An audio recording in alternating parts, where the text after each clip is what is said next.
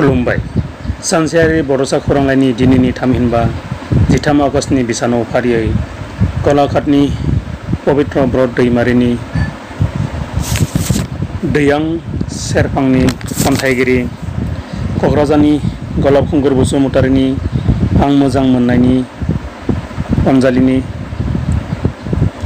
बाक्सानि रैदोम बर'नि सिमांनि अनजालि, क'क्राझारनि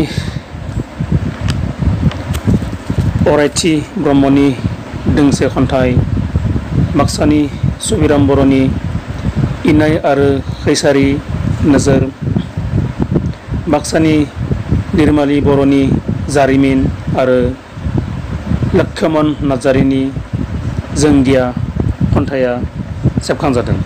मिजिंथि बायदि नोंथांनि बेसेन बहरा लिरथिखौ अराय सानसेयारि बड'सा खौरांलाइयाव दैथायहरगोन आरो सानसेयारि बड'सा खौरांलाइखौ अराय अनसायलांबाय थागोन।